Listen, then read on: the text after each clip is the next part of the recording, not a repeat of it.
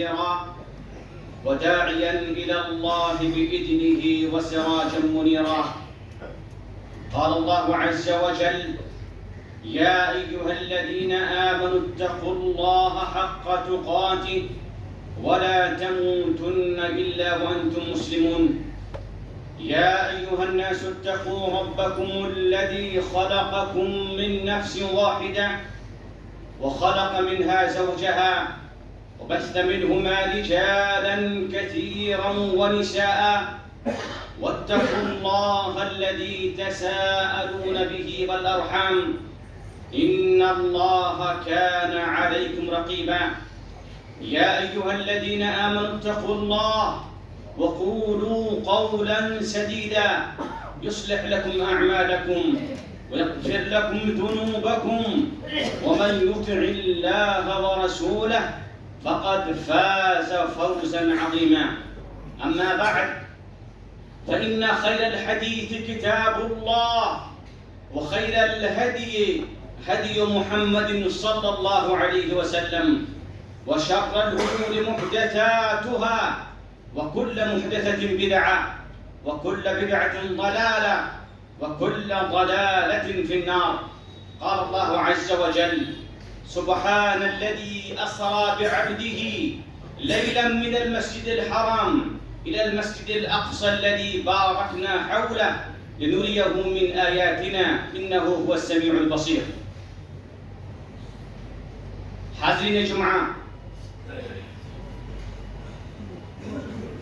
قبر میں انسان کو 3 سوال کیا جائے گا، اور اس میں سے ایک سوال ہمارے اور آپ کے پیارے نبی تاجدار مدینہ رحمت للعالمین امام الانبیاء سید المرسلین جناب محمد رسول اللہ صلی اللہ علیہ وسلم سے متعلق ہوگا. کہا جائے گا: ومن نبیک، تیرا نبی کون ہے، تیرا رہبر کون ہے، تو کس کی پیروی کرتا تھا، کس کے نقش قدم پر چلتا تھا اور کس کو اپنی زندگی کا اسوہ بنایا تھا. وہ ہمارے نبی ہیں جس کا تذکرہ ابھی میں کرنے جا رہا ہوں. میرے بھائیوں، میرے ساتھیوں، نبی کریم صلی اللہ علیہ وسلم کے بارے میں سوال ہوگا، لہذا دنیا میں ہمیں آپ صلی اللہ علیہ وسلم کی زندگی کے ہر صفحات کا مطالعہ کرنا ایک مومن ہونے کے ناطے ضروری بن جاتا ہے کہ ہم اللہ کے رسول کی زندگی کے ہر خط و خال سے واقف ہوں، ان کے حسن اخلاق سے ہم متعارف ہوں، ان کے اخلاق کردار سے ہم ان سے واقف ہوں، آپ صلی اللہ علیہ وسلم کا تعامل اللہ کے ساتھ کیسا تھا اس سے واقف ہوں. اور اللہ رب العالمین نے جناب محمد الرسول اللہ صلی اللہ علیہ وسلم کو کن عطیات، تجلیات، انوار اور مہربانیاں اور فیوز اور برکات سے نوازے، اس سے بھی ہم واقف ہوں. محمد الرسول اللہ صلی اللہ علیہ وسلم دنیا میں تشریف لائے. آپ صلی اللہ علیہ وسلم کی دنیا میں آنے کا مقصد یہ تھا کہ اللہ رب العالمین کے پیغام کو جن اور انسان کو سب کو پہنچایا جائے. اور آپ اس کے لیے ہمیشہ رات و دن تگ و دو، محنت، لگن، محنت اور مشقت کیا کرتے تھے. جب سے آپ کو نبوت دی گئی، آپ میں کہیں چوک نہ ہو جائے، کوتاہی نہ ہو جائے، آپ صلی اللہ علیہ وسلم دعوت الہی کو پھیلانے کے لیے ہمیشہ کوشاں رہتے تھے، فکر مند رہتے تھے. لوگ ایمان کیوں نہیں لا رہے ہیں؟ کبھی بازار میں جا کر دعوت دے رہے ہیں، کبھی انفرادی طور پر، کبھی جو ہے مکہ کے گلیوں میں، تو کبھی مطاف میں، کبھی منی میں، کبھی عرفات میں، کبھی مزدلفہ میں، کبھی مکہ کے چوراہوں پہ، کبھی پہاڑی پہ دعوت دیے جا رہے ہیں. اللہ کے وسلم کی حالات اور کیفیت، جذبات کو دیکھ کر کے اللہ نے کہا: فَلَعَلَّكَ بَاخِعٌ نَفْسَكَ عَلَىٰ آثَارِهِمْ إِن لَّمْ يُؤْمِنُوا بِهَٰذَا الْحَدِيثِ أَسَفًا. نبی، لگ رہا ہے کہ اگر لوگ ایمان نہ لائیں تو تم اپنے آپ کو ہلاک کر دو گے. جذبہ ایسا تھا آپ صلی اللہ علیہ وسلم، مگر کبھی مایوس نہیں ہوئے، کبھی مایوس نہیں ہوئے. دعوت دیتے رہے، قبول کرے نہ کرے، ہدایت دے نہ دے، یہ اللہ کی ذمہ داری ہے. میری ذمہ داری یہ ہے کہ اللہ کی بات کو من وعن کما حقہ لوگوں تک پہنچایا جائے. محنت کرتے رہے. لوگوں نے آپ کی بات کو ٹھکرا دیا، مکے والوں نے انکار کر دیا، مکے والوں نے صرف انکار ہی نہیں کیا بلکہ آپ صلی اللہ علیہ وسلم کو طرح طرح کی اذیتیں پہنچائی. آپ صلی اللہ علیہ وسلم مایوس پھر بھی نہیں ہوئے. رنج خاطر تو ہوئے, غمگین تو ہوئے, اور رنجیدہ تو ہوئے, پریشان تو ہوئے, لیکن مایوس نہ ہوئے. آپ صلی اللہ علیہ وسلم اپنے مشن کو جاری رکھتے ہیں اور دعوت کام کیے جا رہے ہیں. وقت ایسا آتا ہے مشرکین مکہ آپ صلی اللہ علیہ وسلم کی اس محنت کو دیکھ کر کے اور آپ کے نتائج کو دیکھ کر کے پریشان ہو جاتے ہیں. کہتے ہیں محمد سے بائیکاٹ کرنا ضروری ہے, لہذا بائیکاٹ کا سلسلہ شروع ہوتا ہے اور محمد اور مسلمانوں کو شعب ابی طالب میں دھکیل جاتا ہے, ان کو حصار میں ڈال دیا جاتا ہے. سب لوگ پریشانی کے عالم میں, نہ کھانے کا راستہ, نہ پینے کا کوئی طریقہ, نہ جینے کا سلیقہ, کچھ بھی نہ تھا. اسباب سب منقطع تھے. آپ صلی اللہ علیہ وسلم اپنے حواریوں کو, مسلمانوں کو اور صحابہ کرام کو بخوشی اللہ رب العالمین کی دین کے خاطر شعب ابی طالب پہنچ جاتے ہیں. صحابہ کرام کہتے ہیں تقریباً 3 سال تک حصار بند کا سلسلہ جاری رہا. سعد بن وقاص کہتے ہیں ہمارے کھانے پینے کا عالم یہ تھا, ہمیں کھانے کے لیے کوئی چیز میسر نہیں تھی, پینے کے لیے کوئی چیز میسر نہیں تھی. ایک دن میں حصار میں تھا, میں اسی شاپ میں تھا, ایک رات مجھے پیشاب کرنے کی ضرورت پڑی. میں نکلا, پیشاب کرنا شروع کیا تو میرے پیشاب جہاں گر رہا تھا وہاں سے کھڑکھڑاہٹ کی آواز آئی. میں نے سوچا کہ کیا چیز ہے یہاں. دیکھا وہ کسی اونٹ کا چمڑا تھا. اونٹ کے چمڑے کو لیا, گھر آیا, صاف کیا, پانی میں بھگویا, اس کو جلایا اور کھایا, پھر پانی پیا. کہا کہ اس میں میرے 3 دن گزار.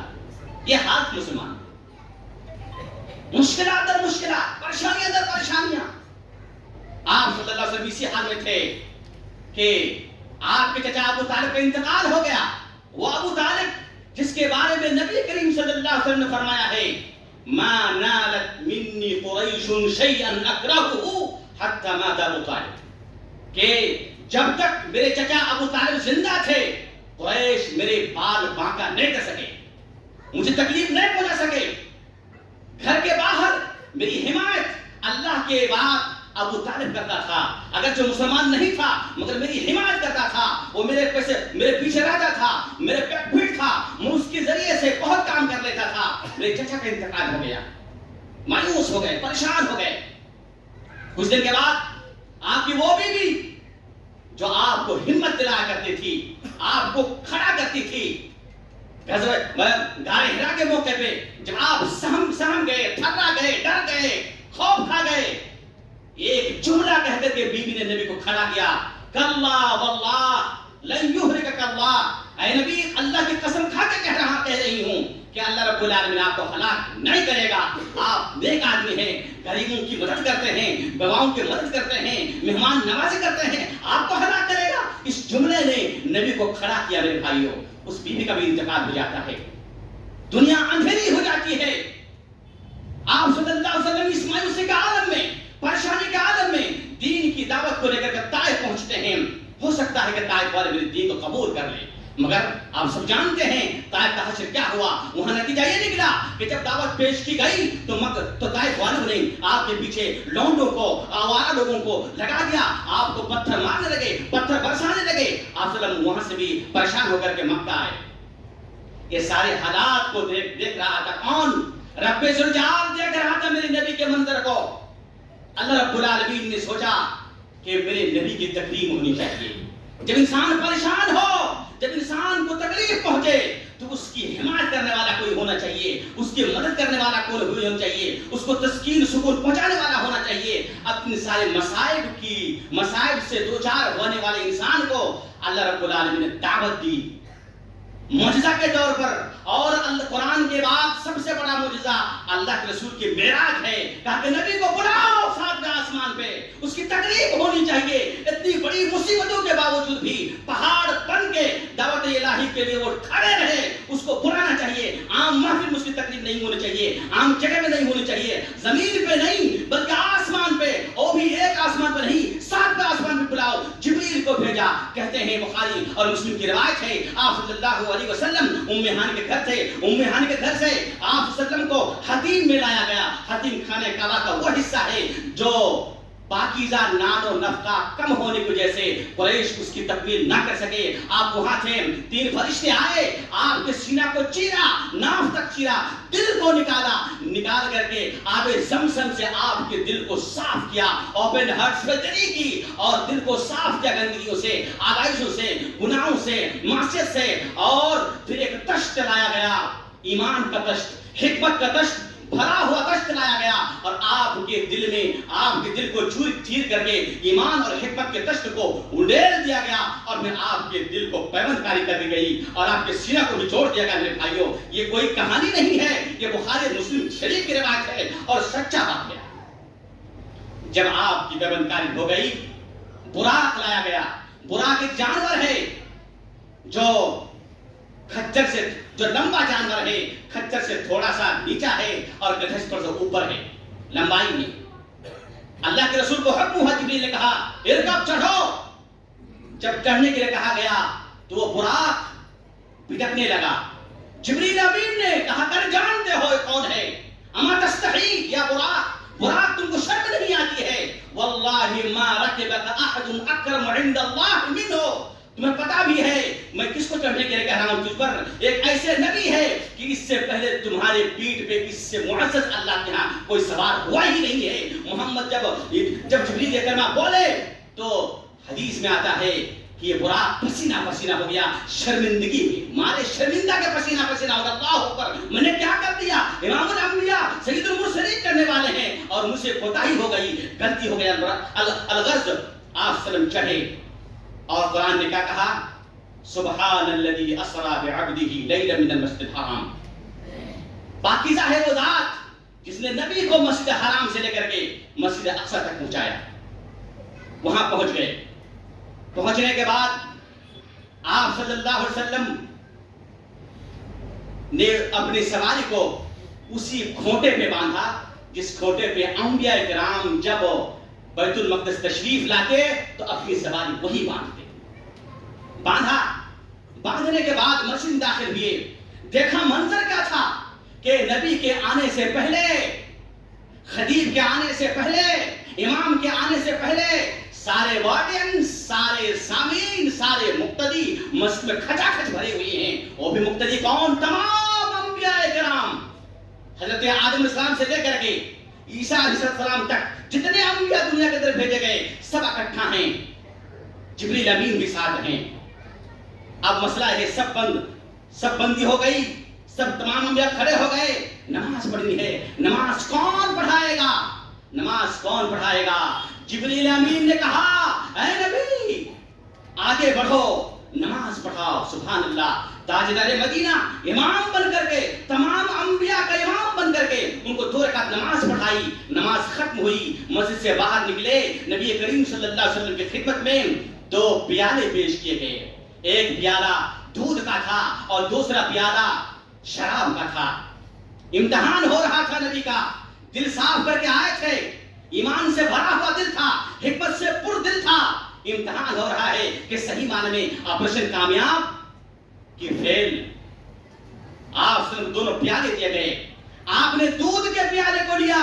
جبریل نے کہا الحمدللہ الذی ہدیت للفطرہ, تعریف ہے اس اللہ کی جس نے تمہیں فطرت, وہ چیز جو انسان کی فطرت کے مطابق ہے, اس کی رہنمائی کی. تم نے دودھ کو اختیار کیا. پھر کہا کہ لو اخترت الخمر لغوت امتک, اگر تم شراب کو اختیار کرتے تو تمہاری امت گمراہ ہو جاتی.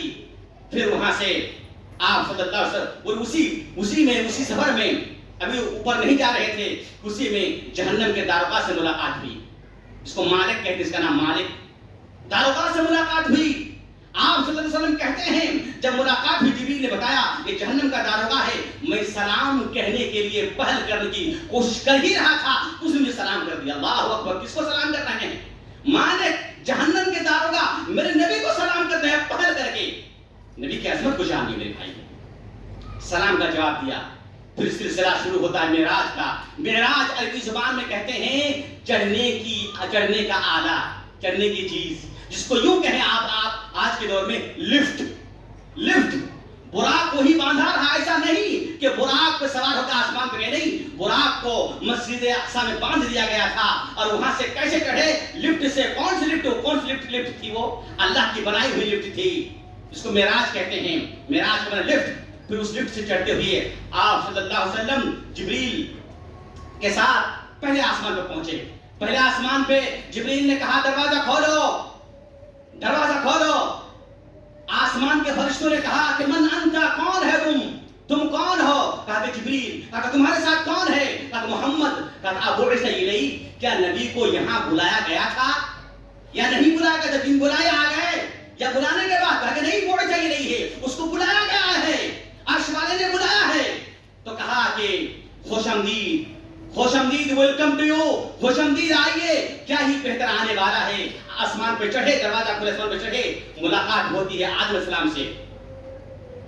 जिब्रील कहते हैं ये तुम्हारा बाप है, सलाम करो। आप सल्लल्लाहु अलैहि वसल्लम आप आदम अलैहिस्सलाम को सलाम अर्ज कर रहे हैं। आदम सलाम का जवाब देते हैं और कहते हैं मरहबन बिल इब्न सालिह व नबी सालिह, खुशआमदीद मेरे प्यारे बेटे को, मेरे नेक बेटे को और मेरे उम्मत के नेक नबी को मैं खुशआमदीद कहता हूं। फिर आप सल्लम ने देखा आदम सलाम के दाएं तरफ और बाएं तरफ कुछ परछाइयां हैं। जब आदम सलाम दाएं तरफ देख रहे थे तो मुस्कुराते, जब बाएं तरफ देखते तो रोते। जिब्रील से अर्ज गुना हुए, जिब्रील ये मंजर क्या है, समझ में नहीं आ रही है। जिब्रील ने कहा कि दाएं तरफ की एक नस्ल है, बाएं तरफ आदम की एक नस्ल है। जो लोग दाएं तरफ है ये जन्नती हैं, जब इनकी तरफ आदम देखते हैं तो मुस्कुरा देते हैं, और जब बाएं तरफ जहन्नमी को देखते हैं तो रो पड़ते हैं। फिर उसके बाद दूसरे आसमान पे जाते हैं। दूसरे आसमान पे जिब्रील अमीन कहते हैं दरवाजा खोलो। कहा कौन? कहा कि जिब्रील। तुम्हारे साथ कौन? कहा मोहम्मद। कहा तुमको बुलाया गया? कहा हाँ बुलाया गया। दरवाजा खोलते हैं, फिर कहते हैं खुशआमदीद, बहुत नेक है आने वाले, क्या मुबारक है आपका, तुम मुबारक हो। फिर जो है वहां जाकर के ईसा से और यहया से मुलाकात होती है। ईसा से और यहया से मुलाकात होती है। ईसा और यहया दोनों खालाजाद भाई हैं। अल्लाह के रसूल से कहा गया ऐ नबी ये ईसा है और ये यहया है, इनको सलाम करो। आप उनको सलाम अर्ज किया और उन दोनों ने जवाब दिया। फिर क्या कहा मरहबन बिल अखि सालिह व नबी सालिह, मुबारक हो, खुशआमदीद मेरे उस नेक भाई को। अल्लाह के रसूल को भाई कहा और कहा नेक नबी को मुबारक हो, खुशआमदीद हो। फिर तीसरे आसमान में जाते हैं, वहां दरवाजा खोलने के लिए कहता है जिब्रील अमीन। तो कहा जाता कौन? कहा जिब्रील। तुम्हारे साथ कौन? मोहम्मद। कहा उनको बुलाया गया? हाँ बुलाया। देखिए अगर आपको दरबान रखा जाए तो मालिक की इजाजत के बगैर दरवाजा मत खोलिए। उनको बुलाया गया, हम हाफिज है, आसमान के दरवाजे के मुहाफिज हैं, ऐसे आ गए कि बुलाया गया था, मालिक ने हुक्म दिया था कि नहीं। अलगर्ज दरवाजा खोला, उनकी जो है खुशआमदीद कहे। तीसरे आसमान पे हजरत यूसुफ से मुलाकात हुई। आपने सलाम किया, यूसुफ ने जवाब दिया। फिर कहा मुबारक हो मेरे भाई, नेक भाई और नेक नबी। अल्लाह के रसूल यहाँ फरमाते हैं जब मैंने यूसुफ की तरफ देखा तो देखा इन्नहु कद उतिया शत्रल हुस्नी, हुस्न जमाल, पूरी दुनिया के हुस्न जमाल का आधा हिस्सा हजरत यूसुफ को दिया गया था। बहुत ही हसीन, बहुत ही खूबसूरत, इससे खूबसूरत मैंने कभी किसी को देखा ही नहीं था। चौथे आसमान पे जाते हैं, यही माजरा होता है, सिलसिला ये होता है। वहां इदरीस से मुलाकात होती है, इदरीस का जवाब आता है। फिर जो है पांचवा आसमान पे जाते हैं, वहां हारून से मुलाकात होती है, मूसा के भाई, और फिर उसी तरह से उसको जो है खुशआमदीद कहते हैं। छठे आसमान पे जाते हैं, मूसा से मुलाकात होती है। मूसा सलाम का जवाब देने के बाद, उसको उसके पुरतबा का इस्तकबाल करने के बाद, जब आप सल्लल्लाहु अलैहि वसल्लम मूसा को छोड़ करके आगे जाने लगे, मूसा सलाम रोने लगे। नबी ने कहा जिब्रील क्या माजरा है, मूसा क्यों रो रहे हैं? तो कहा कि इसलिए रो रहे हैं कि इसको रश्क हो रहा है कि मोहम्मद मेरे बाद आए और इनके पैरोकार इतने ज्यादा हैं कि जन्नत में अक्सर इन्हीं लोगों की होगी। मैं बनु इसराइल पे गया था, मैंने दाऊद दीन दिया था, मैं कबूल नहीं किया था, मेरी उम्मत में कब लोग जन्नत जाएंगे, इसलिए मैं रो रहा हूं, मुझे अफसोस हो रहा है इस बात पे। अलग सातवें आसमान पे गए, इसी तरीके से सातवें आसमान पे गए, वहां देखा हजरत इब्राहिम अलैहिस्सलाम बैतुल मामूर में टेक लगाए बैठे हैं। बैतुल मामूर ایک ایسا گھر ہے جیسے دنیا میں خانہ کعبہ ہے، اسے 7ویں آسمان پر بیت المعمور ہے. بیت المعمور میں روزانہ 70,000 فرشتے طواف کرتے ہیں، اور ایک مرتبہ زندگی میں جس فرشتے نے طواف کر لیا اس کو دوسری مرتبہ طواف کرنے کا موقع نہیں ملتا ہے. اس سے اندازہ لگائیے کہ فرشتوں کی تعداد کتنی ہے. دیکھا کہ ابراہیم بیٹھے ہوئے ہیں، جبریل نے کہا تمہارے باپ ابو الانبیاء ابراہیم بیٹھے ہوئے ہیں، سلام کرو. سلام کا السلام علیکم. جواب آیا نعم مرحبا بالابن الصالح والنبی الصالح. میرے پیارے بیٹے، میرے مبارک بیٹے مبارک ہو تم کو، خوش آمدید تم کو، نیک نبی مبارک ہو تم کو. ابراہیم سے ملاقات ہوتی ہے تو ابراہیم علیہ السلام کہتے ہیں اے محمد تمہاری امت کو میری طرف سے خصوصی سلام عرض کرنا. اقرا علی امتی منی السلام. تیری امت کو یعنی ہم اور آپ کو کس نے سلام عرض کیا ہے؟ ہمارے باپ ابو الانبیاء ابراہیم نے. یہ آپ کی فضیلت ہے، یہ آپ کی قدر و منزلت ہے میرے بھائیوں. کہا کہ ان کو سلام عرض کرو اور بتا دو کہ جنت کی مٹی بہت کستوری کی طرح سے ہے، مشک عنبر کی طرح سے ہے، بہت پاکیزہ ہے، بہت فرٹلائز ہے. اس زمین میں کھیتی کرنے کے لیے کہو. کہا کھیتی کیا ہے؟ وَغِرَاسُهَا سبحان اللہ والحمدللہ ولا الہ الا اللہ واللہ اکبر. یہ کس نے کہا؟ ابراہیم نے کہا کہ تمہاری امت کو کہو کہ جنت کی مٹی بہت زرخیز ہے، اس کو آباد کرے سبحان اللہ کہہ کر کے، الحمدللہ کہہ کر کے، ولا الہ الا اللہ کہہ کر کے. الغرض جب پھر وہاں سے آگے بڑھے تو سدرۃ المنتہا نظر آیا. سدرۃ المنتہا ایک بیری کا درخت ہے جو 7ویں آسمان پہ ہے، بہت عظیم درخت ہے. اللہ کے رسول نے اس کی صفت بیان کرتے فرمایا کہ اس کے پتے ہاتھی کے کان کے برابر ہے اور اس کے بیری حجر قبیلے کے مٹکے کے برابر ہے. اللہ کے رسول نے فرمایا کہ یہاں میں نے اللہ رب العالمین کے بہت سارے نشانات دیکھے. اس نشانات میں سے ایک نشانی یہ ہے کہ سدرۃ المنتہا پہ ایک سدرۃ المنتہا کا رنگ بدل گیا اور اس میں اتنی خوبصورتی چھا گئی کہ اس کی خوبصورتی کوئی بیان نہیں کر سکتا ہے. لا یناطها احد. کسی کے بس کی بات نہیں کہ سدرۃ المنتہا کی خوبصورتی کو بیان کرے. وہاں میں نے دیکھا جبریل امین کو ان کی اصلی حالت میں دیکھا. جبریل امین کو میں نے ان کی اصلی شکل میں دیکھا. ان کے 600 پر ہیں اور اتنے پر خوبصورت ہیں، ہیرے کے جوہرات کے پر لگے ہوئے ہیں. اور میں نے دیکھا وہ سجدے میں گرے ہوئے ہیں اور ان کے 600 پر ہیں. اللہ رب العالمین نے اس موقع پہ مجھے 3 چیزیں عطا فرمائی. ایک ہے نماز، 50 وقت کا نماز، اور ایک ہے سورہ بقرہ کی آخری دعائیں آمن الرسول سے لے کر کے آخر تک. تیسری یہ ہے اے نبی تمہاری امت کو خوشخبری سنا دینا کہ جو شخص شرک نہیں کرے گا، جو شخص شرک نہیں کرے گا میں اس کو بخش دوں گا. یہ 3 تحفے نبی کریم صلی اللہ علیہ وسلم کو دیے گئے سدرۃ المنتہا پہ. آپ صلی اللہ علیہ وسلم جب واپس آنے لگے تو موسیٰ سے ملاقات ہوئی 6 آسمان پہ. کہا کیا ہوا؟ اللہ نے 50 وقت کا نماز دیا. کہا واپس جاؤ. 10 معاف کرتے کرتے 5 رہ گیا اور 5 مقرر کر دیا. اللہ نے کہا کہ دیکھو 5 ہے دیکھنے میں مگر اس کی اجر 50 کے برابر ہے. اور اس سفر میں آپ صلی اللہ علیہ وسلم نے، میں نے اس سے پہلے جمعہ میں قرآن کی جو آیت ہے سورہ اسراء کی اس کے پہلے حصے بیت المقدس کی فضیلت پر بیان کیا تھا اور اسی آیت میں ہے لِنُرِيَهُ مِنْ آیَاتِنَا. ہم ان کی نشانات کو دیکھیں گے. یہ اللہ کی نشانی آج بیان کر رہا ہوں. وہاں جب گئے تو آپ صلی اللہ علیہ وسلم اللہ کی بہت ساری نشانیاں دیکھے. اس میں سے ایک نشانی یہ ہے کہ آپ نے دیکھا کہ جنت ایک خوشبو بہت تیز آ رہی ہے. کہا خوشبو کس چیز کی جبریل؟ اتنی خوشبو اور اتنی اچھی خوشبو کہاں سے آ رہی ہے؟ کہا کہ یہ اس عورت کی خوشبو ہے جو فرعون کی بیٹی کے بالوں کو کنگھی کیا کرتی تھی. کیا قصہ کیا اس کا؟ کہا کہ ایک مرتبہ یہ خاتون فرعون کے بیٹی کے بال کی کنگھی کر رہی تھی. کنگھی گر گئی. اس خاتون کی زبان سے نکلی بسم اللہ، اللہ کے نام سے. اس کی بیٹی غیظ و غضب میں آ گئی اور کہنے لگی اللہ کے نام سے، میرے باپ کے نام سے نہیں. ارے میرے باپ تو اعلان کرتا ہے انا ربکم الاعلی. آج میرے باپ کے سامنے کون ہے؟ تم میرے باپ کے نام کے بجائے اللہ کا نام لیتی ہو. تمہارا رب کون ہے؟ کہا اللہ. صرف میرا رب نہیں، تیرا رب، تیرے باپ کا رب، تیرے خاندان کا رب، پوری دنیا کا رب اللہ رب العالمین ہے. شکایت کر دی باپ سے. کہا کہ ابا جان آپ کی حکومت میں بھی ایسی عورت جس کی اتنی جرأت کہ آپ کے علاوہ کسی دوسرے کا نام لے. کہا ایسا کہاں؟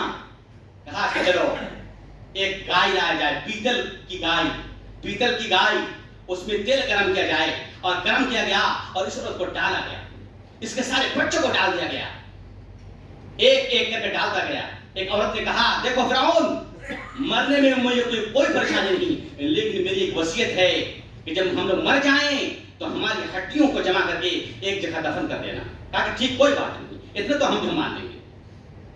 جب آخری مرحلے پہ ان کے ایک بچے, 2 بچے, 3 بچے, 4 بچے کو ڈالا گیا, ایک دودھ پیتا بچہ ماں کے گود میں تھا. یہ ماں بہت تھرتھرا رہی تھی کہ میری اس بچے کو میں کیسے ڈالوں آگ پہ. یہ بچے کی زبان سے اللہ رب العالمین نے یہ آواز چلائی کہ ماں اترو, بہتر ہے تمہارے لیے, ڈرو نہیں, چلو. ماں بیٹے دونوں چلے گئے. یہی وہ خاتون ہے جس کی خوشبو آج تم کو مل رہی ہے میرے بھائی.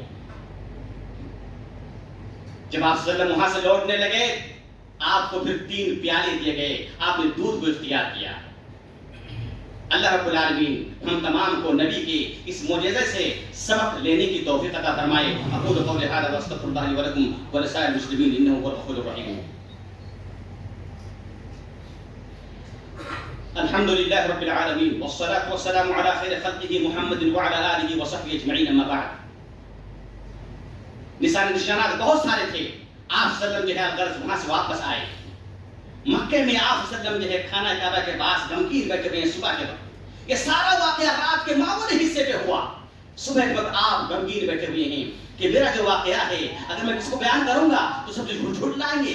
40 دن کی مسافت مکہ سے لے کر بیت المقدس تک, 40 دن کی مسافت صرف یہ نہیں بلکہ وہاں سے آسمان بھی گیا, اللہ سے جو ہے تحفے لایا. بیان کروں گا تو لوگ جھوٹ لائیں گے. ابو جہل نے آپ کے چہرے کو پڑھ لیا. کہا کہ نبی کیا بات ہے, غمگین لگ رہے ہو. کہا کہ ہاں غمگین نہیں ہوں لیکن ایک بات ہے. کیا بات ہے؟ کہا کہ سارا واقعہ بیان کر. تو ابو جہل چاہ رہا تھا کہ یہ جو بات ہے یہ تمام لوگوں کے سامنے آئے تاکہ بیٹھ وقت سب جھوٹ لائے. تو کہا کہ نبی جو بات آپ نے مجھ سے کہی ہے کیا اگر میں تمہاری قوم کو بلا کے لاؤں بیان کریں گے؟ ہاں ہاں کیوں نہیں, نبی ہوں. ایسا نہیں کہ آج ابھی ایک بات اور منبر سے اترنے کے بعد دوسری بات, نہیں, ایسا نہیں ہو سکتا. ابو جہل موقع پا کر کے اے بنی کعب کے لوگوں آؤ, تمہارے نبی کچھ کہنا چاہتے ہیں, آؤ سنو. سارا واقعہ بیان کیا. لوگوں نے آپ کو جھوٹا قرار دیا.